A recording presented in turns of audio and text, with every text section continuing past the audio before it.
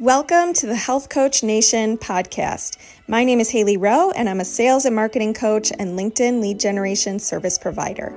I work with health, life, and mindset coaches and online service-based business owners to help them get more sales, shift their time to the client-generating activities instead of just the busy work, and overcome that social media overwhelm. Let's get into the show. If you're ready to take on your next paying clients, I have good news. My free 4 Basics of Client Attraction and How to Stand Out class is live at haileyrowe.com/client-attraction. In the class, you're going to learn the top 2 traits I recommend for most coaches and entrepreneurs if they really want to turn this into a career. You're going to learn how you can build demand for your services and stop getting crickets on your posts. You're going to learn the sales roadmap I used to improve my sales conversion rate and help my clients do the same.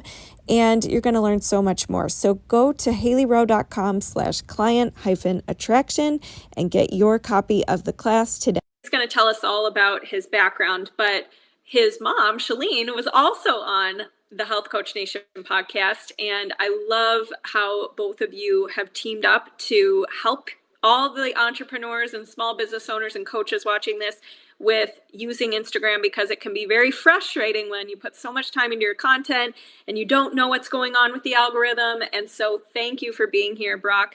Brock, why don't you just share a little bit about how you got into helping people with Instagram and what you do?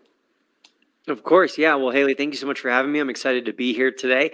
I got my start in business was back in 2016. I launched a course, which at the time was helping moms keep their kids safe on Snapchat. So that was my original business. And in that, I think there's a lesson, which is that where you start is probably not where you're going to end up or what you're going to be doing for very long even. So that was where I got started. But then very quickly, I learned that my clientele, my students, were a bunch of moms who they themselves had small businesses, they were coaches, they were in network marketing, and they wanted to use Snapchat stories for their marketing. And that was basically how I had marketed my course, was with Snapchat stories. And so I pivoted my course and said, yeah, of course, I could teach you how to market and grow your business on Snapchat. And so that's how the course evolved from Snapchat for Moms into Snapchat for Business. And then a few years later, Instagram came out with Instagram stories, and there was this mass exodus from Snapchat to Instagram. And so I began teaching on Instagram with a hyper-focused niche, not helping you with, all areas of your Instagram or Reels even. Reels wasn't a thing yet. I was specifically helping people use Instagram stories to market and grow their business. And since then, it's really just evolved and grown over time, expanded to now cover all the different areas included in Instagram marketing. And that's what I do for a living. I geek out over the Instagram algorithm. I study how to use, how to grow, how to make sales on Instagram. And then I teach that to my clients and students. I love that. And as somebody who does a lot of experiments on Instagram, before we even go into those, I want to ask, what kind of mindset does somebody need if they're a business owner and they want to pick Instagram as their platform and really go for it? What are some expectations they should set for themselves, or just kind of mindset things they should adopt so that they're successful and they stick with it?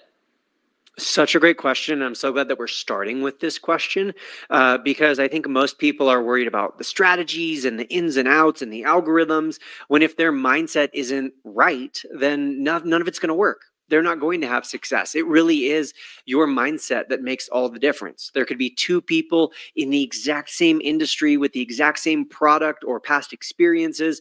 And if one of them has the right mindset, they're going to have more success. And so what is that right mindset? I believe first and foremost that you have to focus on the process and fall in love with the process rather than the results. If you base your motivation on the results, which on Instagram, it's the likes, the views, the vanity metrics, so to speak, you're always going to struggle. If you get your inspiration from how you're doing and how you're being treated and how your posts are performing, you're constantly going to be on this roller coaster of ups and downs, and it's just going to be really challenging. Even for myself now, doing this for almost a decade, having almost 1 million followers, I have days where my posts do great, and I have days where my posts absolutely flop. And if I were to base my motivation and my joy and my creativity on the performance of my posts, it would be a very challenging place to be. So that's one huge thing that you need to keep in mind. Another huge thing that you need to keep in mind is that just like in any other area of life, it's going to take time. It is true that on social media, it usually is going to take less time to become a quote unquote expert or to become proficient or to become well known than it is in other areas. It's not going to take decades of practice, but it is going to take at least a few months, if not a few years. Many people have this expectation that because it's called Instagram, it's instantaneous and it's going to be overnight success. And you're going to post a couple of videos and go viral, and suddenly your business is just raking in millions of dollars. And that couldn't be farther from the truth. And the final thing that I will say is that viral should not be your goal. Your goal should not be to have multiple videos hitting millions and millions of views and followers. And ultimately, that stuff is cool. It is fun to have a video go viral, but businesses, successful businesses, are not built on the back of viral content. They are built on the back of consistent content. So rather than setting goals to go viral, set goals for consistency. Yes, that's an awesome tip. And what's funny is I've worked with clients who both, like some of them come to me and they have a huge Instagram following. And you would think by looking at their profile, like, wow, they must be making so much money and, working with so many people. And then I've had clients with very small follow count, and yet they're kicking butt in their actual business. And so I'm curious, what do you think separates, like what makes somebody successful and having clients from Instagram despite not having a huge following compared to someone who maybe has a huge following, but they're not seeing the conversions? Yeah, absolutely. I think it really just boils down to the word trust. Having that trust, and trust is built from time, and it is fostered through relationships, one-on-one conversations, in the direct messages, solving people's problems, showing up consistently so that they know that they can count on you. All of that ultimately to build trust. That is why we do business with certain people over others on Instagram. That is why the influencer with millions of followers isn't able to make sales, because they don't have trust. They have a lot of followers, but those followers don't trust them. Compare that to someone who has 1,000 followers, but their followers know them. They like them. They love them. They are super fans. Those followers are way more of a real follower. Those followers are more likely to become customers because they have that intimate relationship and that trust. And so I really believe that having a small following, with air quotes around that, is a superpower. And I think it's really a benefit that a lot of people can use, and a skill, or I should say a benefactor, something that you can really benefit from on Instagram. Because when you have a small following, you can build that relationship. You can build that trust so much easier than when you have a million followers and you're just kind of talking to the masses with every post. Yeah, that's such a good point. I love how you see it as actually an advantage instead of a disadvantage.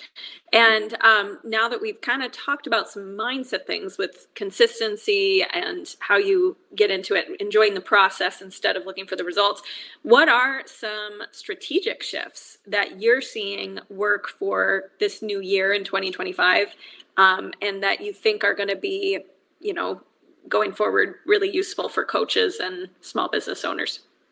Yeah, so I'll give three that I can think of off the top of my head. The first one is in regards to your Instagram stories.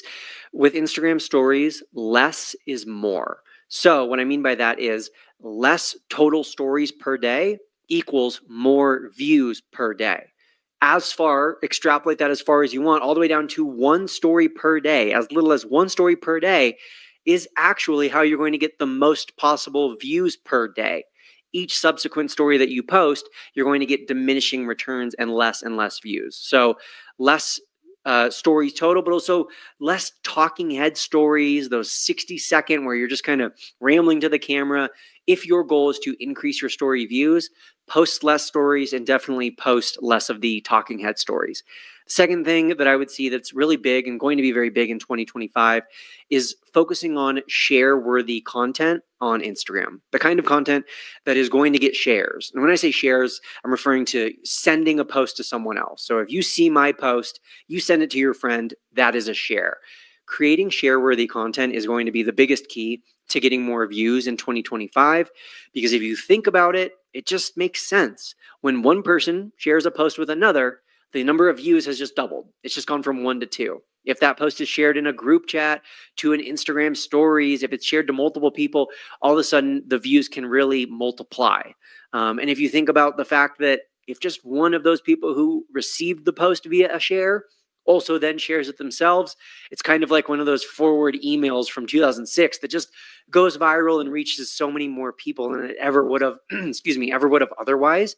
And so focusing on share-worthy content, relatable humor, breaking news, controversial topics, motivational or inspirational posts, these kinds of share-worthy topics and kinds of posts are going to be very popular and very effective in 2025. And then the third and final, I'm sure there are more, but the third and final that I'm going to talk about today in terms of most effective strategies for this next year is DM automation. So it's a very complex topic. We could spend an hour talking about DM automation, but essentially, when you tell people to click the link in your bio, you are telling them, do not engage with my post. Leave my post alone and go click the link in my bio. And of course, when people are not engaging with your post is not going to reach as many people. It's not going to get as many eyeballs. It's not going to get as much engagement. So then less people are seeing it. So then less people are becoming customers. DM automation, on the other hand, allows you to say, comment the word sale and I'll send you the discount code. And then you can automatically set it up so that whenever someone comments the word sale, they receive that discount code sent to them instantly in the direct messages. Of course, you could do this manually as well. You could manually message every person who comments the word sale. But either way, at least they're commenting, at least they're engaging. Now your post is going to get more views, it's going to reach more people, and you as the business owner are going to have better results from doing something like that. Interesting. Yes, that's a good point about your link in bio takes them off the actual post. And on the topic of giving a call to action, what are some maybe do's and don'ts for giving calls to action? A lot of the people listening here want to grow their email list, and so their calls to action a lot of times are about their freebies, or if they're a coach, sometimes it's do you want to book a call with me to learn more about coaching? But any tips around like do's and don'ts with that kind of thing? I'm such a huge fan of the I'll give you a freebie to get on my email list method. That is so effective. That's what we do most of the time in our business. And again, I'm a big fan of using DM automation to do this. So let's say I'm giving away a freebie that has 25 viral hook ideas. I will say comment the word hooks, and I'll send you the link to my 25 viral hook ideas and follow the process that I mentioned a moment ago. But in terms of the call to action itself, I think some mistakes people make is, number one, putting their call to action at the bottom of their caption when, newsflash, only half or even less than half of the people who see your post are going to begin reading your caption. So most people who see your post will not even begin reading your caption. And studies show that it's anywhere from like 11 to 15% of people will make it to the bottom of your caption. So if you're burying a call to action at the bottom of your caption, it's no wonder no one is engaging. You only have like an 11 to 15% chance of someone even seeing that call to action. So rather than burying it at the bottom of your caption, put it at the top of your caption, or even better, put it in the actual post. Put it in the text on screen, say it audibly in the reel, put it in the carousel, put it in a place that people can't miss. That's a huge mistake that people make. And then another mistake that people make is they are using multiple calls to action with every post. So they will say, like this post, and don't forget to comment, and then they'll ask a question, and they'll say, and save this, and send it to a friend. They're asking too many things. Just ask for one thing per post. And the way I like to think about it is, if you were a stranger and you saw this post that you just made, what would your most likely action be? If it's a super valuable post, your most likely action would be to save it. If it is a super funny, relatable post, your most likely action would probably be to share it with a friend. If it is maybe like an achievement or something that's visually appealing or something that is just simple, maybe people are more likely to just like it and do nothing else. Maybe it's a question starter post, like your post is posing a question about a controversial topic and asking for feedback. Well, then obviously people are most likely to comment. So whatever people are most likely to do, ask them to do that thing. Comment below. Send this to a friend. Don't forget to like this post. Make sure to only ask for one thing. Ask for the thing that they're likely to do. And then my final thing that I will say is give them a reason why. Share this with a friend if you can relate. Like this post if you found it valuable. It's that if that adds the reason why. Save this post if you learn something new. Giving them that reason why will really connect it home, because they'll think, oh yeah, I can relate to this. Oh yeah, I did find it valuable. Oh yeah, I did learn something new. And then they're more likely to take the action that you just asked for. Nice. I love that. And speaking of calls to action, I know you can share now links in your Instagram story, but is that kind of similar to the whole link in bio thing, like where it takes them off of the story, so you don't want to do that? Or and would you use the DM automation for that, or what do you recommend for story call to actions? Yeah, you are spot on. It's the exact same thing. When you put a link sticker on your stories, on average, we see a 40% decrease in story views. So instead, you can do the exact same thing that I mentioned a moment ago with DM automation. Basically, instead of putting a link at the bottom of your story, you would just put a sentence that says, reply with the word book, and I will send you the link to my new ebook. It can be as simple as that. And we see significantly more views, significantly more engagement, and link clicks on stories when you're using this call to action method rather than using the link sticker. Okay. So one of the things that I hear a lot is, oh, but I have such a small following, so I'm posting and maybe people share it, and that's cool. But what are some other ways to be more visible and expand your audience, specifically on Instagram? Because I know in the old days, you could search hashtags and find your people, or put hashtags in your post and be discovered more naturally than you can today. So I guess, what are some things that we should be aware of if we want to expand our visibility aside from just posting on Instagram? Yeah, there's really there's two ways. There's a positive and a negative to what I'm about to say. And it's that the gimmicks, the tricks, and the hacks that worked 5 to 10 years ago are not as effective today. And so the positive there is that it really just comes down to your content. It really comes down to what are you putting out into the world.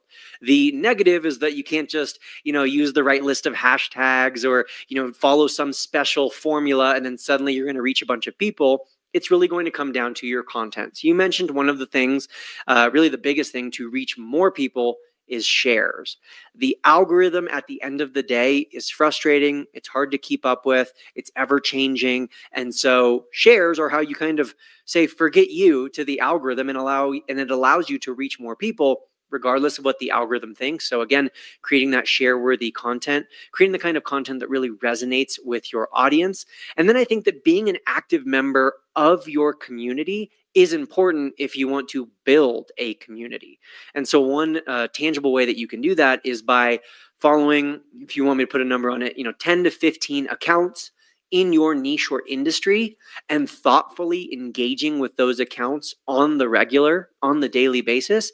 And this is not commenting that, follow me, I post the same kinds of stuff. This is instead thoughtfully engaging, leaving longer comments, asking questions, summarizing the post, and adding your own 2 cents so that you are kind of establishing yourself as a thought leader, also as someone who will just be appreciated in the community. And then also doing that for the people who follow you. I don't care if you have 30 followers or 30 million followers.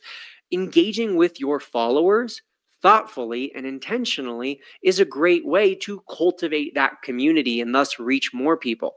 Not doing so in a way that's like, again, self-serving of make sure to like my new post, or even just saying something generic like, I love this, keep it up, nice work.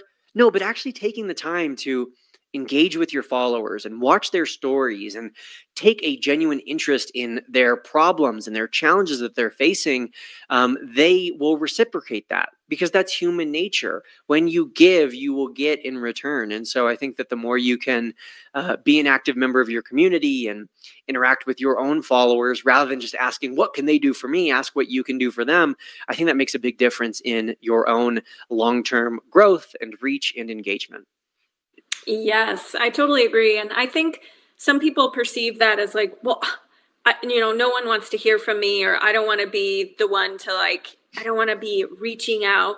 And I think when you say you're leading with giving and you're focused on them, it kind of takes that icky vibe out of it. But is there Yeah. anything else you would say to somebody who's like, but no one wants to hear, like has that limited mindset a little bit about, oh, well, I don't want to, step on any Yeah. toes or be too direct or whatever. Yeah. I think that there's such a difference between the icky of, hey, do you have any New Year's fitness goals for 2025? Well, I have a great program that could help you out. It's like that's a cold DM that's going to lead into a sale. That's gross. You're basically a door-to-door salesman, but on Instagram. No, genuinely asking people questions the way you would talk to your friends. Hey, what's your 2025 goal? Hey, just checking in, seeing how you're doing, just genuinely interacting with people. And the thing is, I guarantee you, every single person listening to this is like, yeah, I wish more of my followers showed that they cared about me. I wish more of my followers engaged more regularly. I wish more of my followers I would describe as super fans. We all wish that from others, but then so many of us aren't willing to do that ourselves. One of my big goals for myself and one of my big intentions for 2025 is to be more of a cheerleader, to be more of a hype man, to go out, engage with people, respond to stories, hype people up, not for the sake of getting anything in return, but just for the sake of spreading more of that enthusiasm and love and positivity throughout the Instagram community that I'm a part of. And so if just a few more people start doing that in return, what a difference that's going to make. Yes, I love that. That's awesome. And what about, so on our actual posts, I know that there's still, you can add trending audios to your reels and you can add a location tag and all the things. What are your thoughts on those features? Are they still working? Should we be leveraging them in a certain way? What are your thoughts? Yeah, I think they're fine. I think if you want to add some hashtags, go for it. If you want to use a certain audio, go for it. I think if you want to add a location tag because it's relevant to where your video is posted or created, go for it. My biggest thing is don't stress out over those things. For so many years, they were a big difference maker. For the first few years of Reels, trending audios made a huge difference. For the 2014 to 2018 of Instagram, hashtags were make or break. They were do or die for your Instagram. But now so many of these things are just not as effective, not as important, and yet people are still keeping them super high on their priority list. They're not anymore. So sure, use them. They're not necessarily going to hurt you, but don't stress out over them. Don't spend a lot of time researching these things. Don't spend a lot of time fretting over whether or not it's the right list of hashtags or the right trending audio. If you like an audio, use it. If there's some hashtags you can quickly add that are relevant to your post, add them. But don't stress out over these things because they're not going to make that big of a difference. Yeah, I call it there's this, I don't know who came up with this phrase, but it's majoring in the minors. You don't need to major in the minors. I love that. Okay, so with content, I see you have posts that are funny. I see you have posts that are educational. And so a lot of marketers talk about how you want to have a well-balanced content plan, that kind of, you may have some that are promo posts, some that are just pure educational, et cetera, et cetera. What are your thoughts on that? And do you have any recommendations for what does a well-rounded, content plan look like for somebody on Instagram? Yeah, absolutely. I think it's going to vary significantly depending on what season of business you're in. For example, last summer, we were doing a big summer challenge for our business.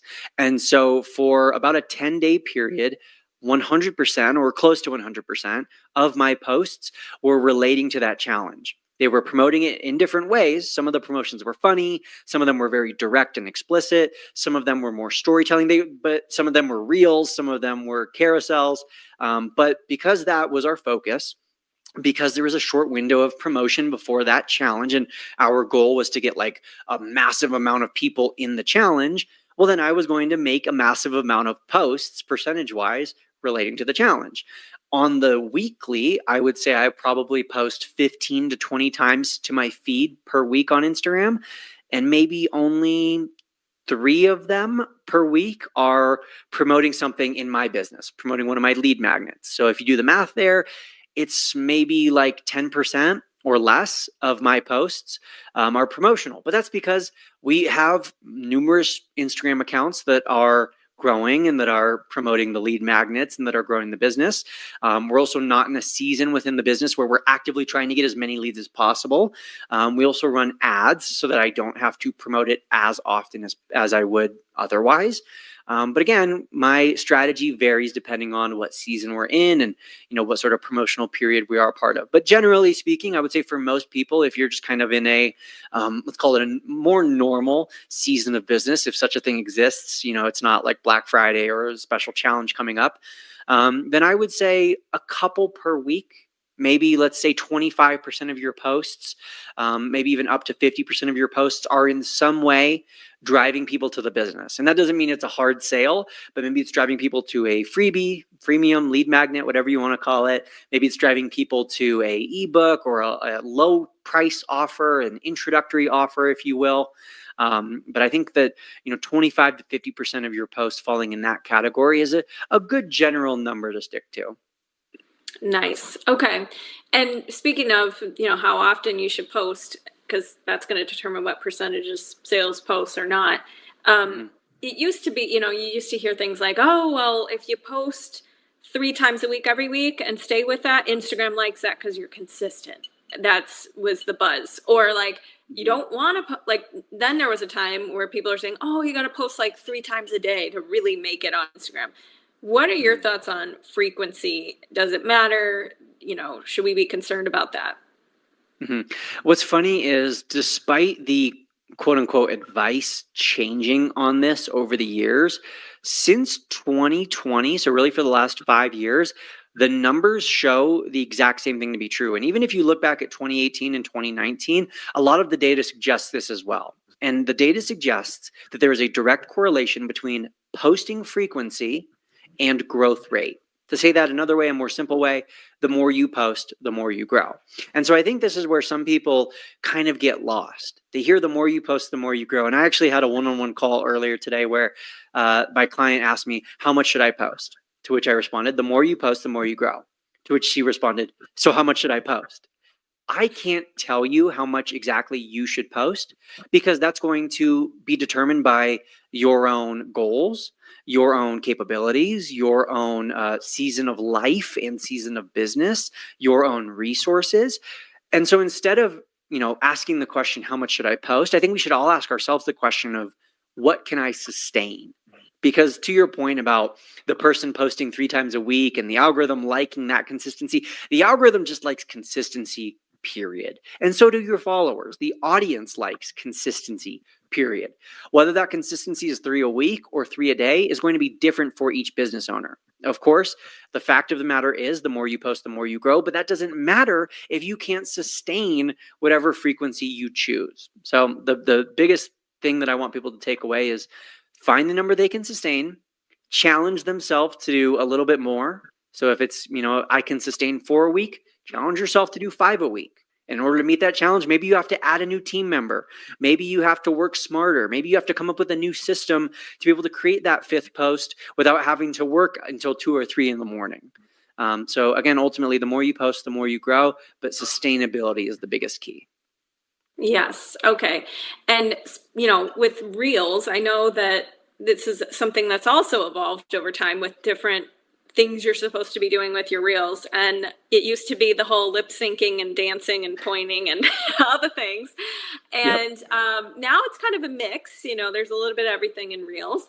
What are you seeing working with the kinds of Reels and like what kind of, format and things like that?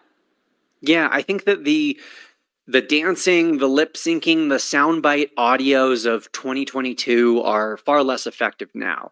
In 2023 and 2024, the really dominant kind of reel that you saw as most effective was the super short reel. Like we're talking a few seconds long, and there would be some super clickbaity hook on the screen, and then it would just say, read the caption. And then you would type a super long caption. And the thought was, hey, if someone's taking a long time to read your long caption, then your reel, which is 2 seconds long to begin with, is going to play over and over and over again. And Instagram's going to think it's a great thing and show your reel to a lot of people. One of my hopes and one of my predictions for 2025 is that that kind of content is going to be far less effective. And the reason that I say it's a hope as well as the reason I say it's a prediction is because when I poll my audience, 80% or more say that they don't like this kind of reel. In fact, many report that they're annoyed by this kind of reel. And so I think that while, yes, we need to take the algorithm into account, at the end of the day, we can't play the algorithm's games, and we can't dedicate all of our content and all of our strategies to just pleasing the algorithms, because we will end up making our audience very unhappy. And it's not a long-term sustainable strategy. Sure, you might post a clickbait 3-second reel that gets a lot of views, but that's not going to build a long-term business. That might go viral and that might feel good and that dopamine might be really fun, but that's not a long-term sustainable, successful business. And so I would recommend for everyone watching, what is going to be working in 2025 is the reels that are a little bit longer. So let's say 10 to 30 seconds long, and still use a strong hook, but are ultimately original audios. Or I should even just say original in general. Creative ideas, original hooks, incorporating your own personal anecdotes and storytelling, solving problems within that concise window of, let's say, roughly 30 seconds or less. I think that's what's going to be most effective in 2025. Cool. Well, that's the kind I like to do the most, because I can literally just stare at my phone and say, here's the tip, and that's it. I love it. Yeah. So what about, I've heard this many times from people. They say, oh, my account has very little engagement. It's been dead forever. And I think I have fake followers who are bots or something like that. Should I just start over and start a whole new account, or should I keep this account? Am I doomed? Is that a thing? Do people get doomed on their accounts and can never make a comeback? Or what are your thoughts on that? I think so, actually, but I don't think it's that like Instagram has doomed you, or Instagram has like plagued your account, or you've ended up in some like special folder at Instagram headquarters and it's just never going to work again for the rest of your life. I think instead what's happening is a lot of people have, let's say, had their account since 2015. So it's a 10-year-old account, and over the course of 10 years, they've gained a couple thousand, maybe just a couple hundred followers. But if someone followed you 10 years ago, what are the odds that that person is still actively using Instagram every single day? They might not be alive anymore. They might not log into that Instagram account. They might have a different Instagram account. They might have lost their password. They might have been hacked. They might have just not been engaged. Maybe they followed you for fitness coaching 10 years ago, but they're in a completely different stage of life anymore. So sure, they haven't unfollowed, but they're uninterested. And so what has likely happened over the course of 10 years is that you've accumulated a larger percentage of followers who are inactive, or followers who are, like you mentioned, spam or bots, because there is a fair amount of those on Instagram. And over time, you just accumulate more and more and more. And so it could get to the point where, hey, I have 3,000 followers, but 2,000 of them, for all intents and purposes, are not real. 2,000 of them are not active. They're not real people to begin with, whatever. And so because of that, your engagement rate, peak engagement rate, like the most engagement you could ever get, is a third of your followers, which might be great, but like the likelihood that all 100% of the real active followers engage is unlikely, if not impossible. So yes, I do believe that it is possible to have a dead Instagram account, and there's like 7 or 8 different criteria I often give people to check for in terms of engagement rate and views. But basically, the long story short is, if you've been consistent, and let's say posting once a day for the last 90 days, at least 90 days, you have not missed a day, and you have stuck to your niche, and your views keep going down, your engagement keeps going down, people are unfollowing you. And I should say, not only have you been posting for the last 90 days, but you've been posting good, high quality content. Not just posting to post, but really high quality content. Compare it to other people in your industry. You would put yourself at the cream of the crop, the best of the best in terms of the content. And it's just everything is heading downhill. Plus, you've had your account for 5+ years. Plus, maybe you bought followers at one point. Plus, maybe you changed your niche a few times. If you check off all those boxes, you might have a dead account, and it might be beneficial to start over. Wow. Okay. And not necessarily just remove the followers, because I guess you don't know which ones are inactive or not. So you really would have to start over. Yeah, and Instagram has a few new features to try to help out with this. They have one feature called flagged for review, where you can review people who Instagram deems as like kind of spammy or maybe Mm. not genuine. But from looking at a lot of those, a lot of times very real people, very, even people who I know are customers, will end up in that category. So I would not trust that. Instagram also just rolled out a feature where you can remove deactivated followers. So they'll give you a list of every person who follows you whose account is literally no longer active. But you have to painstakingly one by one go through those. And then from what we've seen, when you remove lots of followers at once, the algorithm is like, whoa, why did this person just lose a couple hundred or a couple thousand followers in a few days? And so it really downranks your content and downranks your account. And so you just spend a bunch of time for literally a negative return on investment. You would be much better off just starting fresh with a brand new account. Wow, very interesting. And I guess one question would be, how do you know if your account is, well, you said if your views are just going down cumulative, like over 90 days with great content. Is that like still apply with like likes and stuff? Like what if you're still getting likes and whatever, but maybe just low views? Do you think? I'm curious your thoughts. Yeah, I think like it's really all of the numbers, looking at the engagement rate, the views, and I've done I've done some podcasts myself, kind of going in depth into this topic because it's a big topic, right? It's a big conversation of starting over on Instagram. But the cool thing is, just because you start a new account doesn't mean you have to like throw away the old one. It's not like an all or nothing. True. You could start a new account and say, hey, you can say this on your old account. Hey, I started this new account. If you're still interested in fitness coaching, follow this new account. And then everyone who is active and is engaged from your old account will go to your new account. And sure, your new account might have a tenth of the followers, but it might have a significantly higher engagement rate, which should lend itself to faster growth in the long term and more success. And so ultimately what you have to give up is the ego that wants to hold on to, oh, but I've had this account for 8 years and oh, but I have so many followers on this account. Well, you might have less followers on the new one, but it might perform way better and it might be way better for your business. It might not look as impressive, but it's going to perform way better for your business. And then if it does surpass the old account, then at that point you could forget about the old account and stop using it and just use the new one. That is so great. Yes, great advice. Remember, you don't have to completely just evacuate at once and never go on the old account again. I love it. Okay. Is there anything super interesting pattern-wise or anything kind of strange you've noticed with your clients lately that is causing you to change certain things you're doing on Instagram that we haven't talked about yet? Any weird observations lately?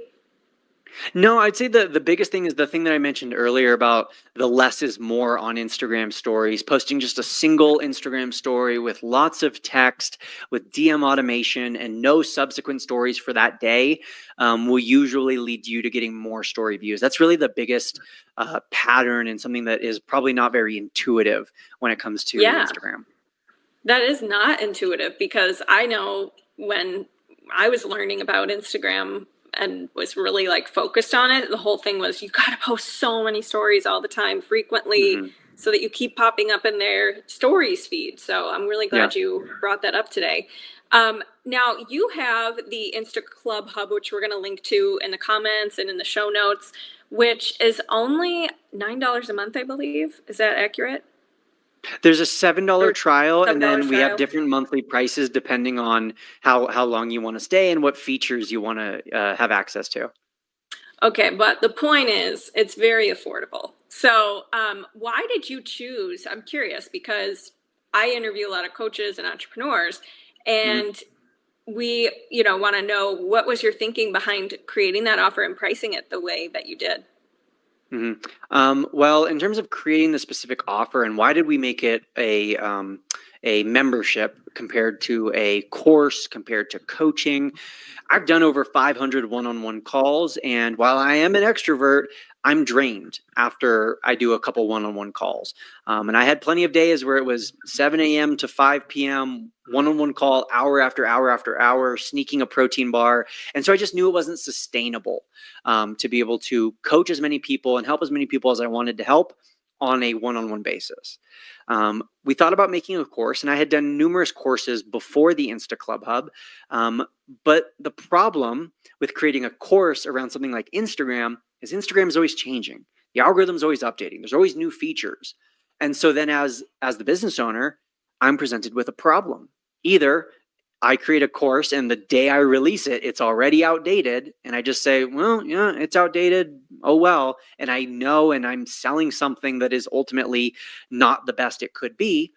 Or I sell something one time, the course, one-time payment, and then I update it all the time for the rest of my life, but I'm only ever paid once.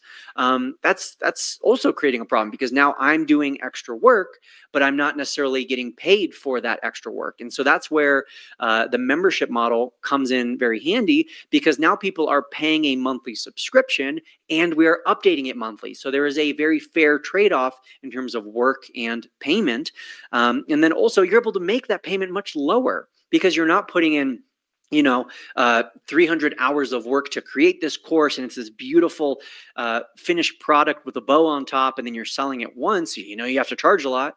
Instead, you can charge a much more affordable fee, a much lower cost, thus making it something that a lot more people can have access to. It's way more accessible, and you can, as the business owner, continue to update it. And continue to be paid more of a month-over-month reoccurring revenue. And so it's really advantageous from pretty much every model that you look at. I love that. That's great. And that's great to hear your reasoning behind it. I think it's important when people are picking an offer that they like their reasons behind the offer, and that it fits within their goals and how they want to be working with people and all of that. So that's super, super helpful. Okay. Is there any final words of wisdom that you want to share with the audience who, they don't want to hurt their accounts, they want to grow their accounts, they want to do things right, and they're listening to this and wanting to grow in 2025? Yeah.